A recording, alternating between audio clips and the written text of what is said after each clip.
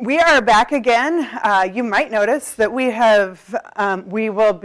our next session, for those of you even in person, we'll be getting the next session virtually. Claire, who has done many, she's, I think, what my bio says statistically, maybe the highest number of sessions for 501c services. She is in Santa Cruz. She was not able to make it here to San Jose due to, I don't know, has anybody heard of an atmospheric river? I don't know. There's something going on in California that has kept her, the floods over on the other side of the hill have kept her home, but no worries, she is able to still join us virtually, and I think over the last 3 years, we're all very accustomed to this kind of session. So we welcome Claire. Just a quick introduction.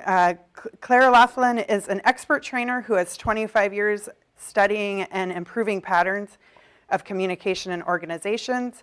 She works across various industries, coaching individuals and creating large-scale, global-reaching training programs designed to uplift and support excellence across functions and cultural divides.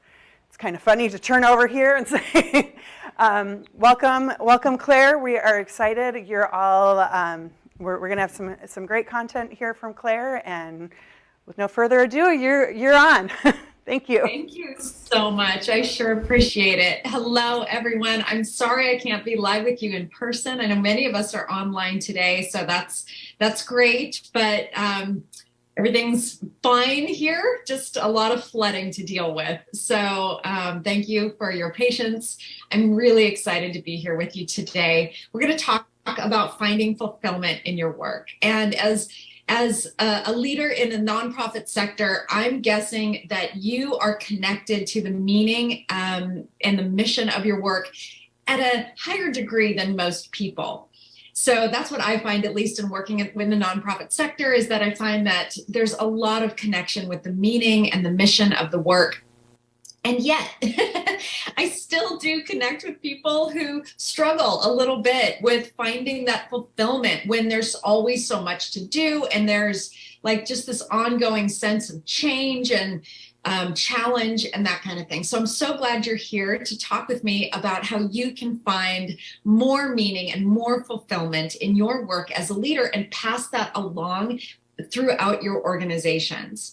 So we're going to talk about 3 things today that are really important for meaning and fulfillment. But first and foremost, I want to ask you when you feel most fulfilled at work. And if you have any thoughts about this that you can put in the chat for me, or if you if you're live in the audience and you have a response, I'd love to hear it.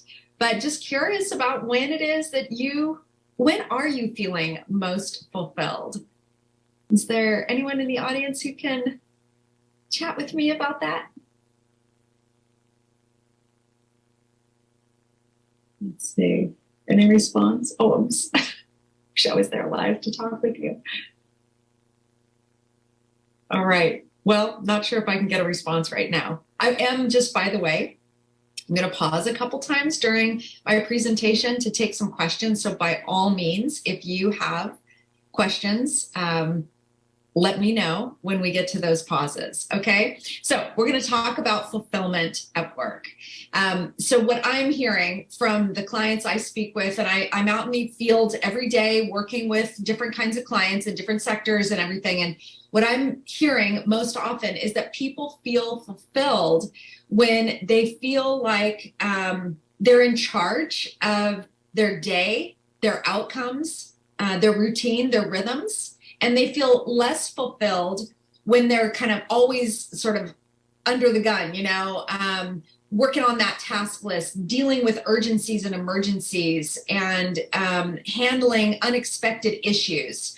That almost that sense of there's too much too often is what is most challenging for a lot of people right now in terms of experiencing the fulfillment that they're accustomed to experiencing. So there's a lot of sources of fulfillment, but we're going to talk about 3.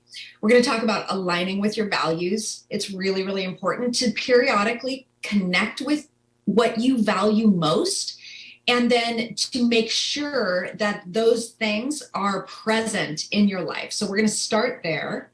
Then we're going to talk about connecting with your genius. And that is really your strengths, your natural abilities. And when you connect deeply with your genius, you naturally feel more fulfilled.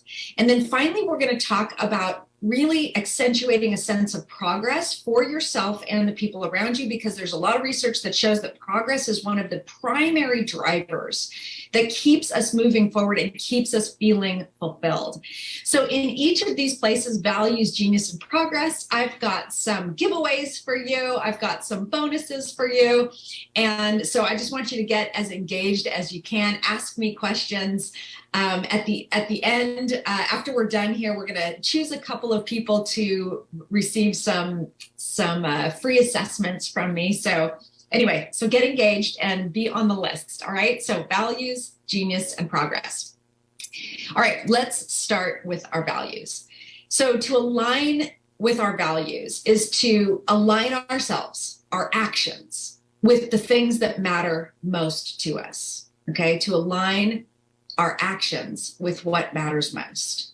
And ultimately, like, a lot of things matter to us, right? But at least once a year, I go through a process where I just pause and I reflect and I think about, I kind of use this big list of values and I think about, okay, what are the things that are really my core drivers? What's really alive in me? And what do I want to align my life with? And those things, there's a lot of consistency with that over time, but there's also some change and some variation, of course, based on life circumstances. Like, what matters most to me right now is, like, I need to help my family today. We've got a lot of flooding and mudslides and issues to deal with. And so I know that I have to prioritize certain things based on what matters most today, right? So my actions have to align with my underlying values so that I can really experience that sense of fulfillment in my life, okay? So I'm going to put a few values up here on the screen. These are just words to prompt you, to have you think about the kinds of things that might be really compelling for you in your life. Out of this list: authenticity, accomplishment, adventure, belonging, courage, creativity, excellence, freedom, fun and enjoyment, generosity, happiness, harmony, humor, that's not on the list, independence, integrity, love, making a difference. All of these are really important values that drive us. Some may drive you more than other people, right? Perseverance, resilience, resourcefulness. These things may be even built in to your mission statement and to what you do in your nonprofit and to how you serve. So thinking about making sure that those values, that underlying mission for you personally, as well as for your organization, are clear and that you connect with them regularly. That's a really important part of it. So let me give you an example of this. Some of the ones here that really resonate deeply with me are freedom. That's a value that I have very strongly in my life. Resilience is really important for me. Making a difference is really important for me. I tend to call it contribution, but it's just because the words that we choose need to resonate with us personally. This is a short list also on the screen. I've got a longer list for you in a workbook that I'm going to give to you if you'd like to download it. Okay. So what you do is you look through the list and you think about, which of these words really resonate with me? Which of these do I feel strongly about? And do I really want to express in my life? Okay, so we need to start there. Like I said earlier, the different words make a difference, and they're different for different people. So just because, for example, I might value what I think of as freedom, that might be a very different experience or a different meaning for someone else. Completely. Same word, different experience, different meaning, right? Resilience. Something that I really value is what I call vitality or well-being, right? And I might say, okay, so vitality and well-being. So the ability to feel good body, mind, spirit, all that is deeply important to me. And I want to make sure that that's primary on a daily basis. So choosing the words first and foremost is important. Looking through the list, thinking about what resonates for you, pulling those words forward, writing them down, and then thinking through, what do these mean to me? Actually, there's a step in between there that I forgot. So you pick your words, but then you have to prioritize your words. That's the hard part. Like, I don't think it has to be, this is number 1, number 2, number 3, but you can't, let me put it this way. You do have a lot of values. You value a lot of things, but knowing, say, what your top 5 are personally, or your top 3 are in your organization is really, really powerful, because that will help you guide your behavior. If you have too long of a list, then it's much more difficult to make important choices and to align yourself with specific values, because there's too many. So you've got to prioritize. You've got to know what your top ones are, and then you can align your actions to those values. Okay, so there's the short list. Let's talk about your values in action.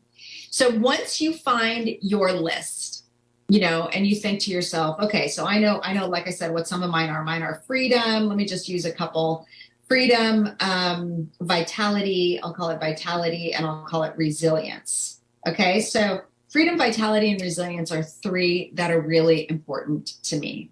So I might, then I want to do an assessment, so to speak. And I want to go like, how satisfied am I really with how I'm expressing that value now?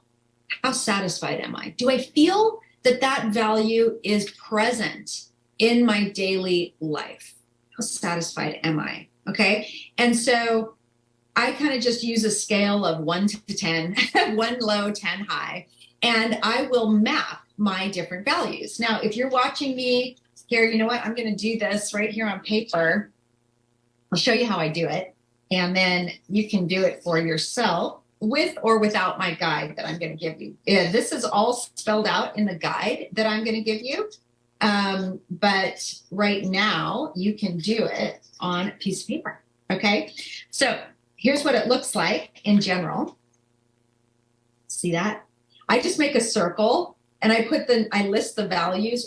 I list the values around the edges where, I put 5 different lines for 5 values. And then I name the value at the top of the line. Okay. So that's the way I start.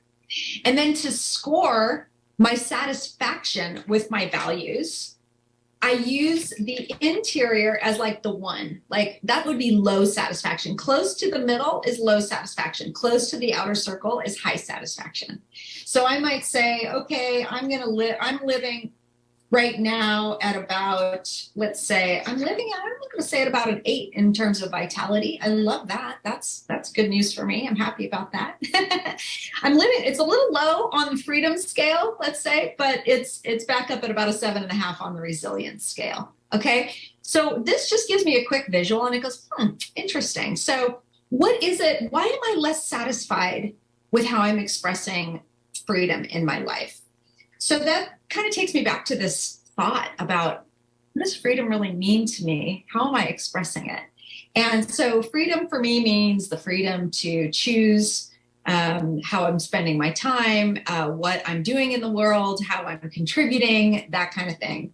And it also connects with my value of vitality. It's sort of the freedom to spend time with my kids when they want or need me. They're grown up, so they don't want me or need me as much as I kind of wish they did sometimes. But, so I want to have that freedom. I want to be able to go visit my kid at college and do those kinds of things. It's not that I don't have the freedom. It's that I'm not expressing it. That's where my satisfaction comes in, is that I'm making choices that sometimes keep me from doing those things. So simply that I've paused and I've thought about this is helping me make different choices. It's helping me raise my satisfaction level, because I go, oh, wait a minute, I know what's really important right now. And when my son calls and he says, "Hey, mom, can you come for the weekend?" I want to be able to say yes. And I want to have the freedom to, and the ability to move things around in my life so I can go make that choice. So I will be more satisfied if I can look back at my time and say, oh, good, I was able to exercise that freedom several times this last month. So yeah, I'm living in higher satisfaction with my value. Now, let me say something about satisfaction.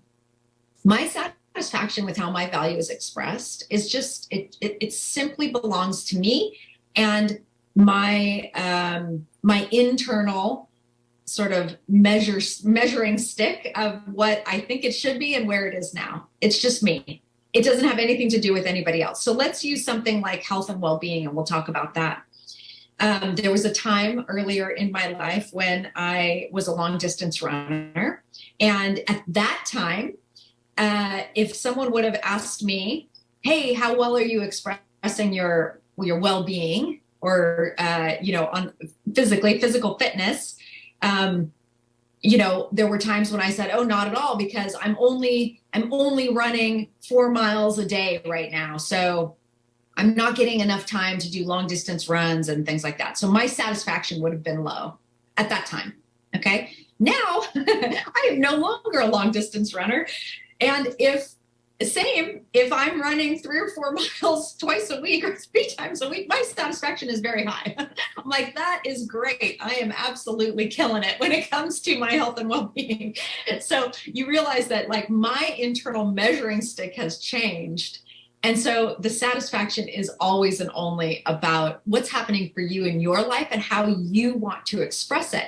So doing this kind of reflection can be really powerful and really satisfying because it helps you define what it is that would bring the most fulfillment and meaning in your life. And then you can make choices to express that very particularly.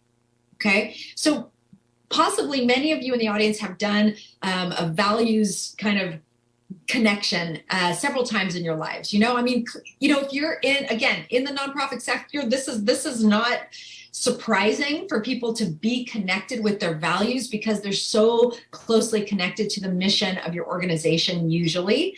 So, but I do encourage you to do it on a personal level as well as on an organizational level, having really clear values and making sure that you're having talks about that with people and you're talking to everyone in your organizations about how they're expressing the values of the organization can help you feel that shared sense of commitment, that shared sense of fulfillment, and can really accentuate and accelerate your outcomes and can strengthen your culture in a really, really good way.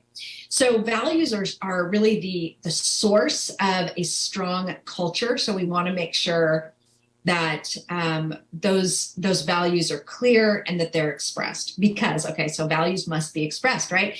If we all have values, if we have our values, but we don't know what they are, and we're not making any attempt or effort to truly align with our values, and that might be extreme, but let's just say it's going to be really hard to live a very fulfilling life. So let's look at a couple ways that 2 dimensions of how we express our values. How we spend our time is really important. That is one of our metrics. So if I value family, for example, and yet I choose work over family daily or often, right? I am not going to be very fulfilled and satisfied. If family is truly a value to me and I can look at my calendar and I don't see any family time on my calendar or very little or less than would be meaningful and right for me, then I'm not expressing that value enough. And I can make choices to increase my time with my family and therefore my satisfaction. Okay. So that's really important. Then we want to think about how we express our value in how we interact with others, like especially during times of stress. So for example, if one of my values is compassion, connection, love, belonging, something like that, I want to look at how I behave when I'm under tremendous stress. If things are heating up and I am not choosing to pause and be compassionate or demonstrate empathy, that is an opportunity for me to live more in alignment with my values. Okay. So really looking at how we live our values is tremendously important. We can't just name them. We need to look at how we express them, how we act upon our values. That's where the magic is. That's where it turns from a concept into a fulfilling life or a very strong and meaningful work culture. How do we behave? How do we show up? How do we show up in times of stress? These are ultimately, whether we name them or not, in some ways, this is the way we measure ourselves at the end of the day. If I don't do the work of knowing that I have a value of family, I don't do the work of knowing that, and then I choose inadvertently work over family over and over and over again, I will generally feel just much less fulfilled. And I may not know why, and I may not know how to fix it. So I want to be able to identify that value, look at my calendar, look at how I'm choosing to spend my time, make adjustments so that I can express my value. And then I want to reward myself. I actually want to kind of measure and reward myself with that. And I want to say at the end of the month, hey, you know what? I really lived in alignment with my value. I really did live in alignment with, I saw my family. I made that choice. I made the important trade-offs for me. And now I'm feeling the fulfillment that comes from that. Okay. So that's really, really important. So I really want to encourage you to think about this question. I really want to encourage, what can you do to increase alignment with one of your values? Okay. What can you do to increase alignment with one of your values? What are they? What's the short list, right? What are the most important things?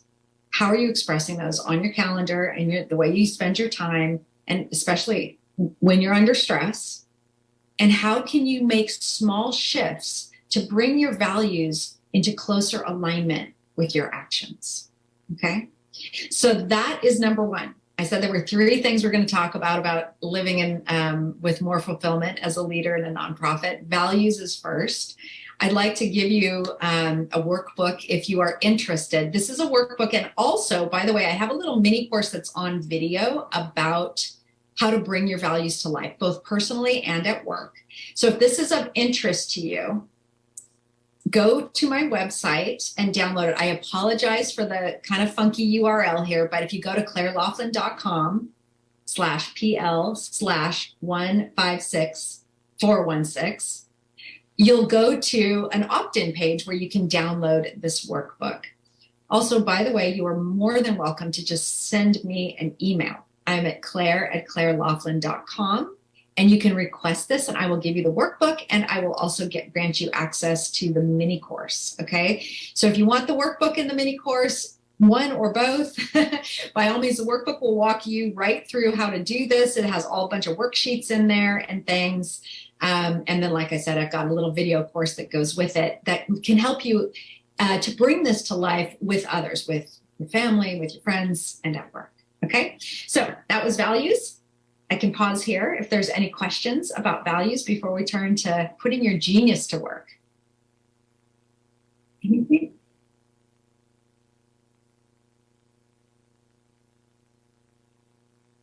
Okay. I'll keep going. Please feel free to interrupt me anytime if you have a question. All right, now we're going to talk about putting your genius to work, okay? So we know that aligning with our values is number one in terms of finding fulfillment. Now I want to talk about how you show up each day at work and what you do with your time, okay? Putting your genius to work is really, really important. Genius, in a sense, is your natural talent and ability, okay? It's how you're wired. It's really what you are uniquely suited to do. And when you align with your genius, you're going to have greater fulfillment and much greater success. So there's a lot of research in the area of strengths And this is the same. This is what we're talking about. We're talking about aligning your actions with your natural abilities and talents. And again, especially Gallup has done oodles of research around how people that choose to align their work with their strengths are able to just move faster. They have a lot more fulfillment. Things just seem to tick better. So if things are stuck, if you're feeling like anything is stuck for you, know that one of the important ways of looking at this is through the lens of strengths or genius. Okay. Now, Gallup does a lot of work on strengths. You may have taken the Strengths Finder assessment. That's a really powerful assessment. There are 34 different strengths in that Strengths Finder assessment, and it'll rank order your strengths for you. So that can be really, really helpful. It's also very rich and very deep. Another paradigm, so to speak, another framework that I love to use is called the Working Genius. I'm a Working Genius certified facilitator, and Working Genius gives us 6 categories and can help us see a little bit more easily and readily, and can help us remember and apply those strengths to work, in my opinion, a little bit easier than Strengths Finder. I still love Strengths Finder, don't get me wrong, but I do a lot of this Working Genius work because it's so easy to apply this to work and get everyone working together differently quickly. Okay.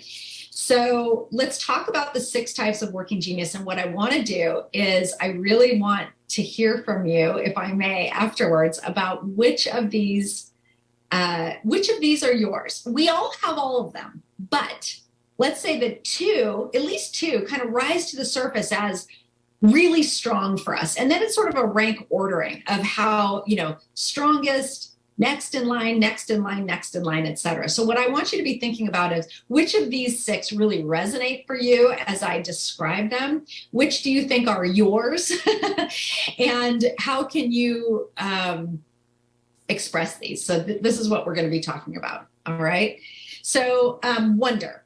The genius of wonder is if you find that you have a natural curiosity, you ask a lot of questions, you're naturally always thinking to yourself, I wonder if we could do that differently, or wait a minute, I wonder if there's a better way, or how might somebody else be doing it, or what can I learn next, right? If you have a natural ability to ask questions and you find that you're the person in the room with the most questions, then wonder might be one of your top ranking geniuses. Okay. So in the world of work, what happens is all good work starts with a really good question. Like, I wonder how we can serve this need. I wonder how we can improve our organization. I wonder how we can make life better for others. Okay. So wonder is that big question.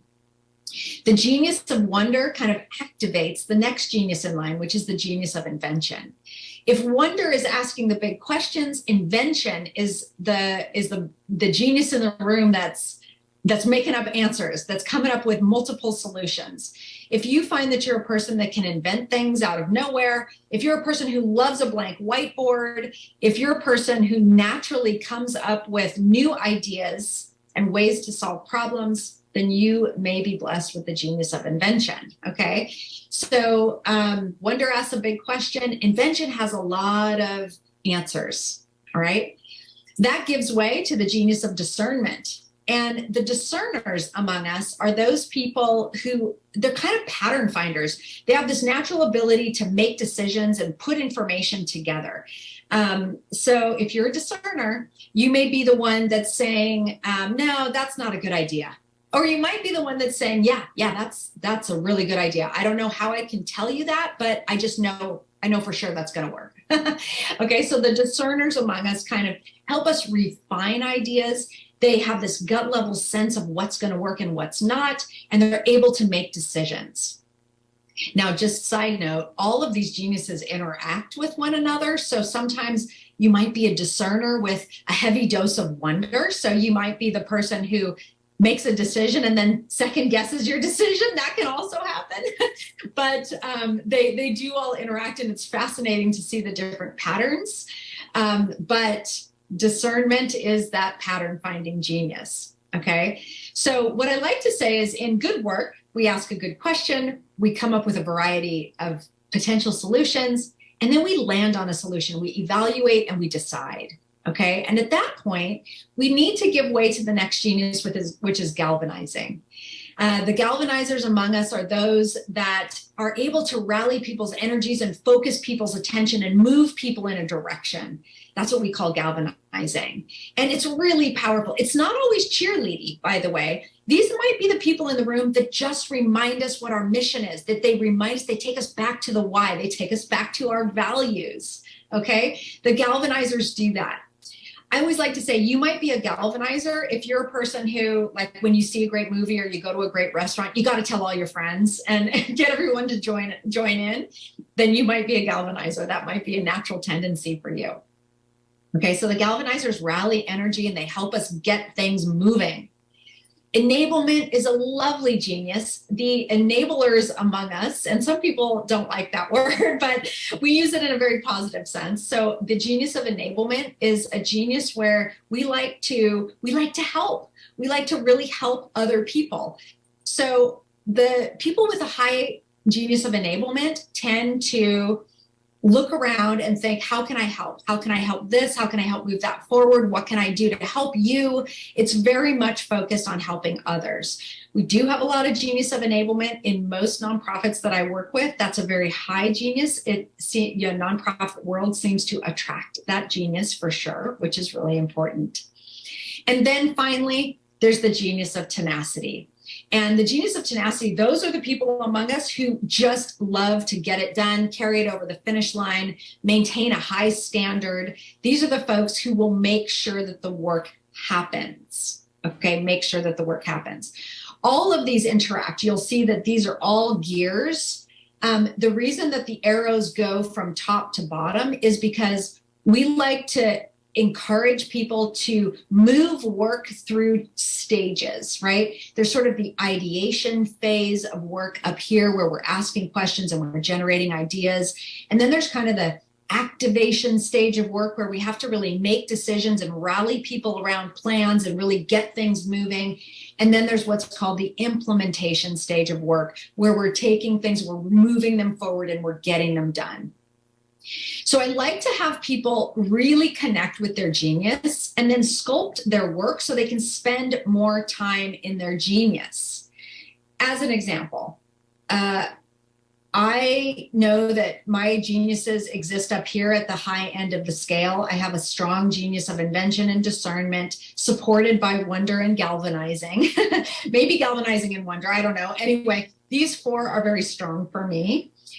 And when I am required to do a lot of enablement and tenacity work, like if I'm having one of those days where I just have to get a lot of things done and check a lot of things off my list, there is a certain energy to that. But that day will be a much more draining and less fulfilling day for me than the days that I get to stand in front of a group, connect with people, teach, use a whiteboard and, create new ideas. Those days for me are really, really fulfilling.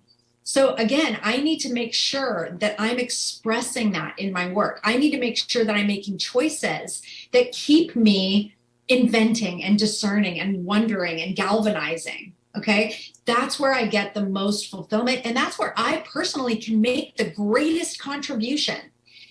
If I spend too much time in that kind of like project management phase, that project management space of like thinking up all the little tasks and checking off tasks off my list personally, that is not very fulfilling for me. Luckily, I have a person on my team who thrives in that work. So what we are able to do is we're able to spend a lot more time individually in our respective geniuses because we have each other. Okay, so that's how we want to work. Again, if you know your genius, you need to express your genius. Okay, if you know your genius, I want to encourage you to express it. So if you are a person who's really strong in wonder, I want you to make time for pondering. I want you to make time for questions, for sure, right? Thinking time, so, so important. If you are strong in invention, you need to have time on your calendar for creating, whatever that means to you, okay? Coming up with new ideas, brainstorming, leading the brainstorming meeting, that kind of thing. If discernment is strong for you, then utilize your strength by helping refine and evaluate ideas. Be in that space, contribute that to the process. Make sure that you're helping people make the right decisions and refine the ideas that are generated. If you're strong in galvanizing, your job is to excite others and to help move people forward and to connect people to the meaning of the work and the mission. Really, really important. If your strength is enablement, your genius is enablement, then every time you go out and help others, you are in that genius. Watch out for overdoing it, because sometimes that genius of enablement tends to overcommit. But just a word of warning. There's words of warning for all of these, but I see that a lot. So if you're strong in the genius of tenacity, help the team finish, get it over the finish line, and help the team celebrate the accomplishments. Okay, so you can increase that fulfillment, again, by aligning your actions with your natural abilities and strengths. Just like we did with values, we want to make sure that you are aligning all the time with your natural abilities, okay? So that is the working genius. When you're working from your genius, right, you can get more of the right work done. You can have more energy and fulfillment. Now, for you, I'd like to give away a couple of working genius assessments to those of you in the audience. So we're going to pick those winners after the workshop. I love to give away free assessments to folks who have questions about this or who are particularly interested. So please let me know. Get engaged. And we'll pick out a few winners and sort of randomly send out some assessments. You can also get a Working Genius assessment for yourself by going to www.workinggenius.com. Okay, so they're only $25. They're inexpensive. It'll walk you through. There's some videos, all great stuff. If you get a free one from me, I will also reach out to you to see if you would like to debrief with me. I would love to go through your Working Genius with you and help you figure out how to apply that at work. Okay. Okay, natural pause. If there are any questions, comments, anything, I would like to address them. Anything come up for you so far?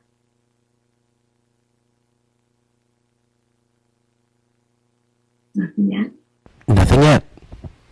Okay, great. Thank you. All right, we're going to move on to making progress. Here came one. I'm sorry, good.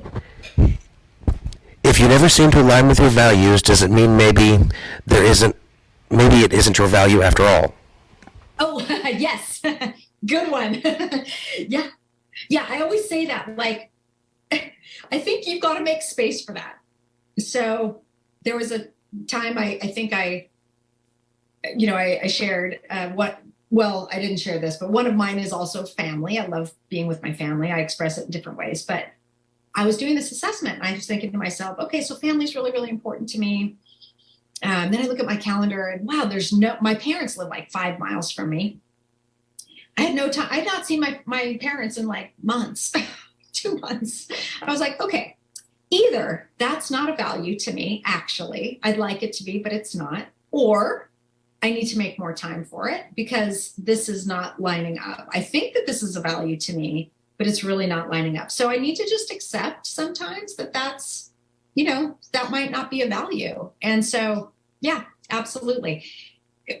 That's why I recommend pausing every now and then and thinking to myself, is this really a value? Collaboration is another one that I thought about a lot. Oh, collaboration is so important to me. Then I look at my calendar and I'm like, I don't see any time on here to collaborate with others. What's going on with that? Is it really not a value to me? Is it not as much of a value to me? Am I just not living my value? So again, for me in both cases, in the family case, definitely was a value, and I made some changes to bring that stronger into my life, and it's been very fulfilling. With collaboration, also definitely a value. I still don't express it as much as I used to, especially in this Zoom world, but I do appreciate it. And so I think it's a little bit lower on the list for me, but I try to collaborate with others at least once a month and make sure that I have a collaborative project. So yes, those things are definitely true. Thank you for the question. Anyone else?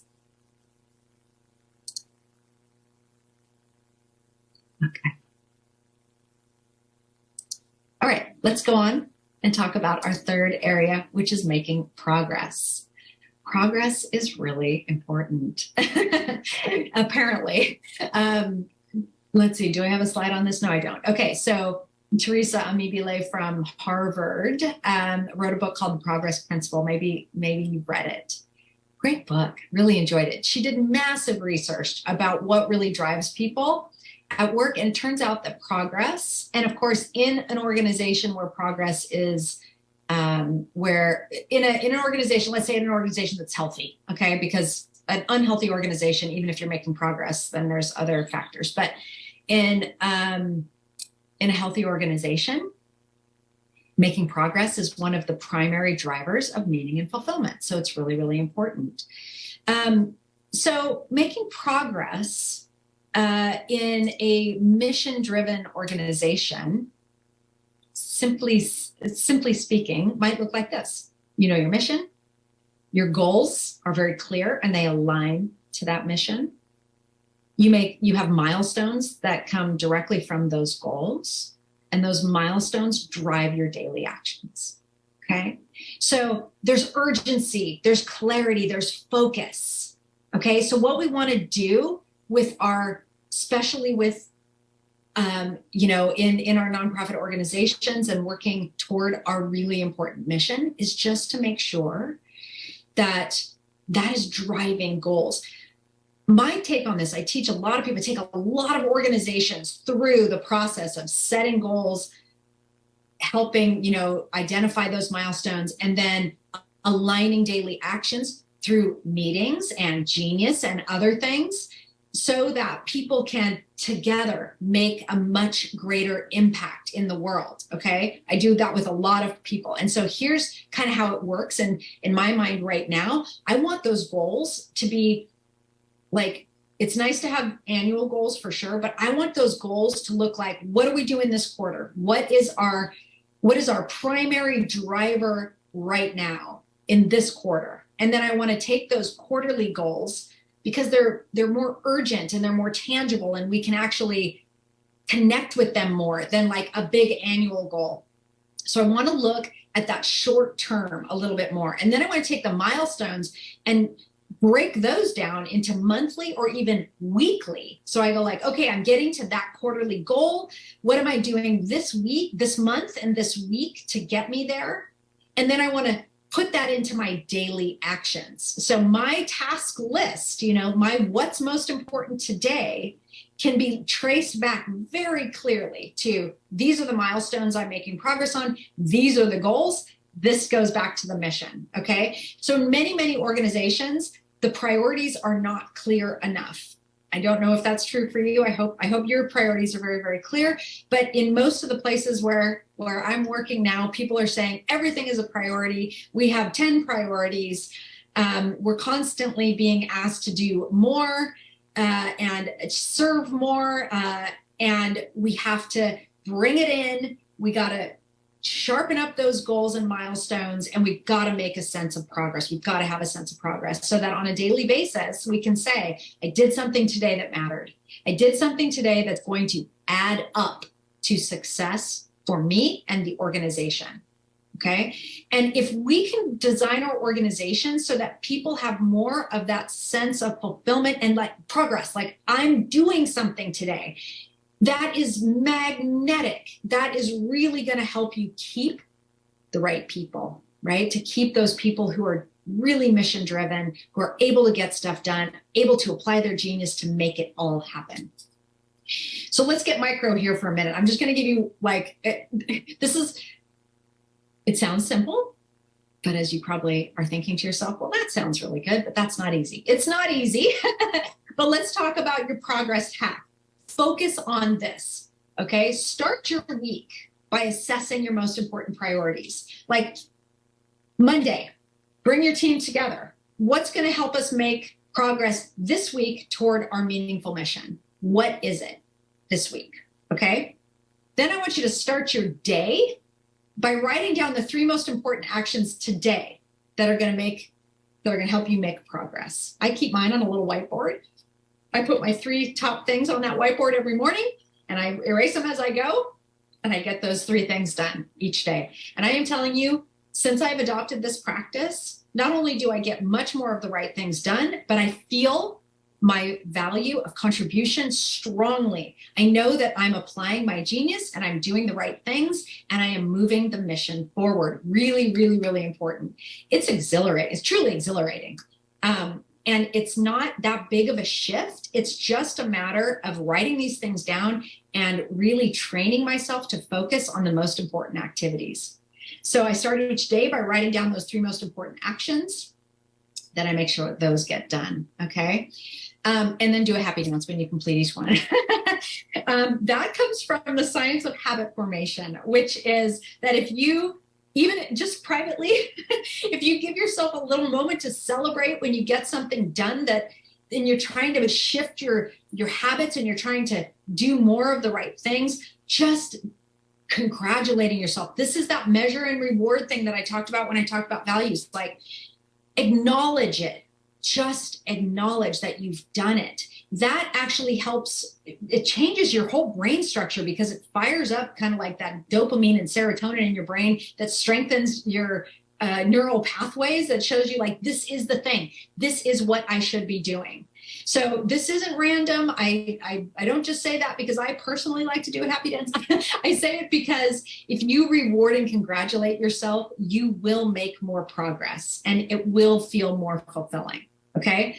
Finally, I would say on Fridays, revisit your accomplishments. I love to do this as a team.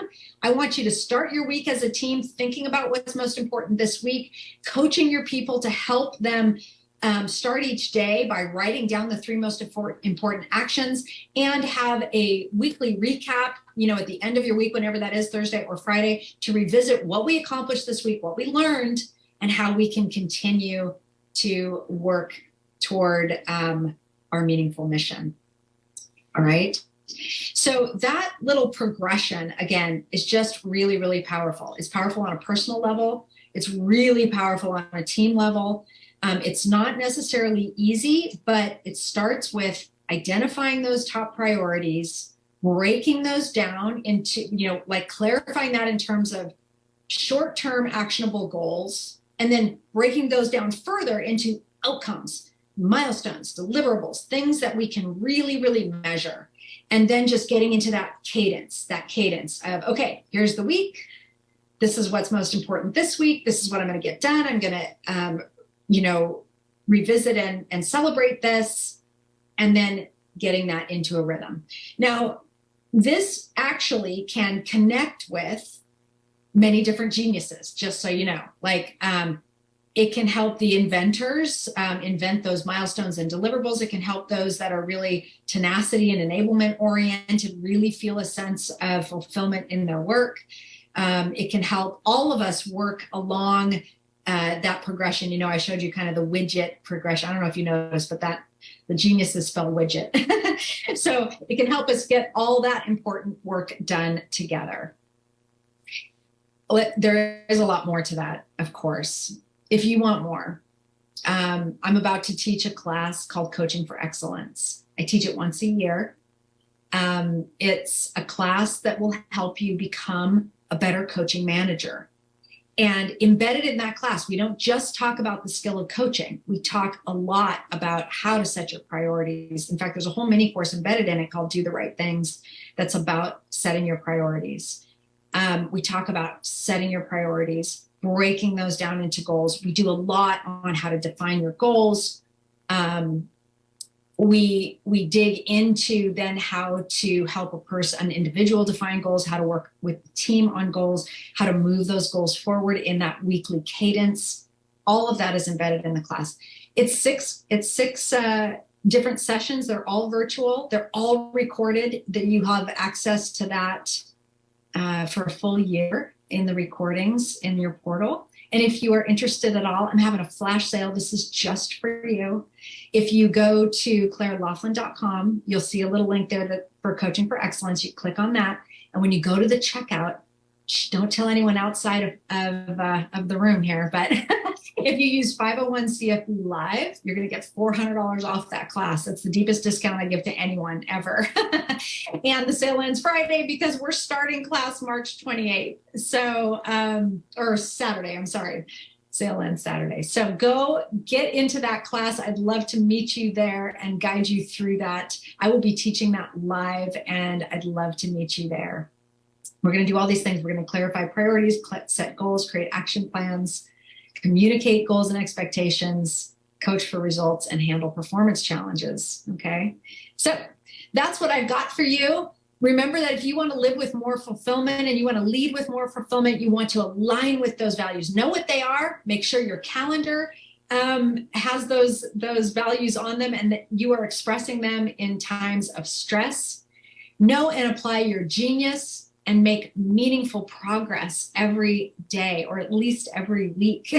And those things will help you sharpen your focus on fulfillment and progress and making your greatest contribution, and hopefully just do the good work that I know you're doing with a little bit more impact. So I am happy to take some questions. Please feel free to connect with me. You can visit me at clairelaughlin.com. You can email me at claire@clairelaughlin.com. And you can, of course, link with me on LinkedIn as well. I'd love to get to know you better. That's all the slides I've got for you today. So I've got time for questions if anyone has any. We have one. Do you have any suggestions for when staff needs or other immediate needs prevent you from focusing on the 3 most important priorities? Oh, yes, absolutely. Okay, so the way I like to talk about that, because staff needs are always going to be there. Part of, I'm assuming you're, in a leadership role, even if you're not in a formal leadership role, part of being a good leader is attending to others. And so what we want to do with staff needs is we want to think about that as routine work. We always have to attend to staff needs. So in my Coaching for Excellence class and in my goal setting work, what I try to help people do is get a sense of how much time they can spend, that they need to spend on their routine work, like, dealing with staff needs, answering email, writing reports, doing compliance issues, things that are going to come up and always command a piece of your pie, right? So we say, think about your job as a pie. Let's say 60% of it is probably going to be dedicated to that routine work, and possibly, let's just say, and we have to work on this individually, but maybe you could dedicate 40% to unique projects or those special activities that really are over and above and beyond the routine everyday work. So I would think of staff needs as that routine work. And then if you're spending all day attending to staff needs and you have no time left for your routine work, for your project work, which I hear frequently, then we need to do a little assessment. We need to look at what is the nature of all those staff needs? Can we reduce some of that? Can we coach those staff so that they are more empowered, so that they are able to solve their own problems better? That is a huge part of my Coaching for Excellence class, because so many people suffer with that. Okay, so we're going to coach people toward them being more confident and competent and able to take more ownership. That's where I want you to focus your effort. I hope that helps. What else?